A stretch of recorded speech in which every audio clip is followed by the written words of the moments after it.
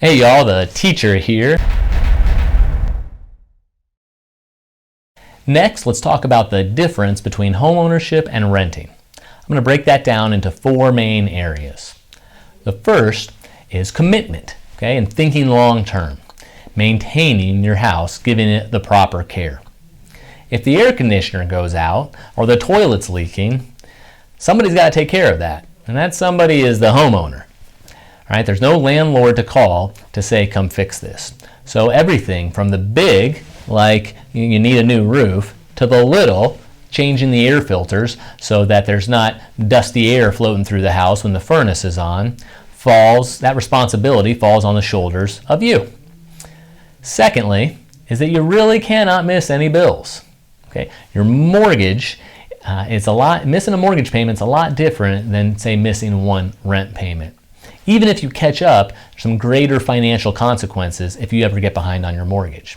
And ultimately, if you get too far behind, they'll kick you out and take the house.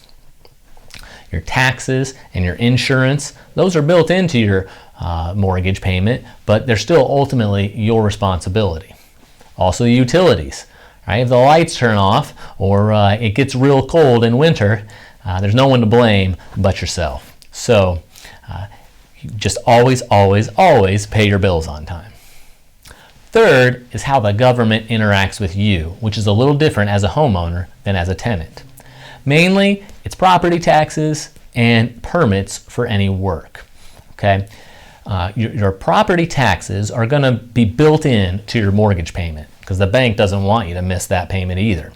Because if you ever do, the local government doesn't mess around. You have to pay your property taxes. Secondly is, if you ever want to do any major work on the house, get the right permits. They want to know for the future, right, when you don't live there anymore, if somebody else buys the house, that the house is structurally sound. So major work requires a permit, and they absolutely will make someone tear down the work, get the right permits, and build it right back up. All right, so the government wants a little more responsibility out of you as the homeowner than when you are just a tenant that's renting that house. Lastly are the financial aspects of homeownership. There's two major benefits to owning.